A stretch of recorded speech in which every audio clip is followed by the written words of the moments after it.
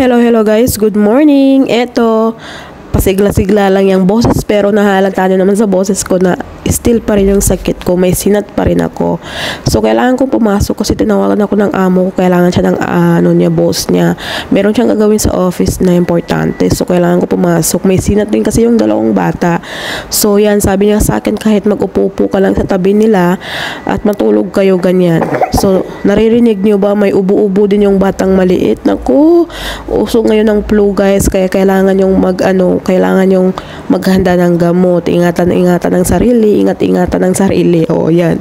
So yan nga guys kahapon nga is grabe yung sinat ko guys. Grabe talaga yung sinat ko kahapon. Ang init-init ko. Tapos hindi pa ako makatulog gabi. Kasi maingay masyado yung sa labas ko. Yung mga kapitbahay ko siguro off nila. So pasensya na kayo sa aking background na nag-ubo-ubo. Kasi uso ngayon yung ubo-ubo guys. Kaya mag-ingat parati. So yan guys. Bago ko umalis inom muna ako ng Panadol. Pero hindi masyado ma-effect yung Panadol guys Dalaw-dalawang iniinom ko. Hindi pa rin ako tinatablan. Kagabi, nakatulog lang ako guys nang dahil sa Profin. Meron kasi akong isa. So, yun ang ininom ko. Nakatulog ako kasi ang sakit ng kabilang sa kanan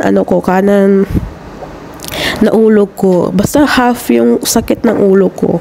So, yun nga guys, kahit may sakit dito, papasok, hindi pwede mag-absent dito. So, okay naman yung amo ko kahit mayroon akong sakit na papasok. Sabi niya naman na mag-upo-upo ka lang ganyan, basta mabantayan lang yung mga bata. Kasi dito kasi is, kailangan din nila magtrabaho. Hindi rin sila pwede mag-absent kasi mga dayuhan din sila dito.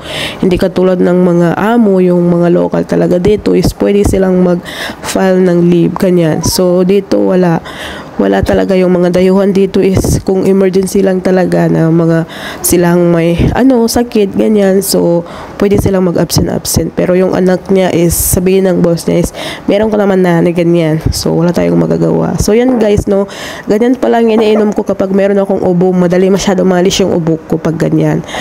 Yung lagyan ng asin, yung guys, lemon, tapos pigayin mo, lagyan mo ng asin, tapos maalis-alis yung ubo mo. Hindi ka masyado ubo, may konti-konti lang ganyan, hindi parati ganyan. So yan guys inom lang kayo ng lemon, tapos lagyan nyo ng asin konti. Pero grabe yung niya guys grabe ang pagka sour niya. Sour, maasim. So yan, paalis na ako. Nag-jacket pala ako kasi ang lamig ng panahon, umulan pala. So yan guys ay nako, until now is maingay pa rin yung kapitbahay ko. Grabe ang ingay nila. So yan, nagasapatos na ako. So yan, alis na tayo guys. Thank you, bye.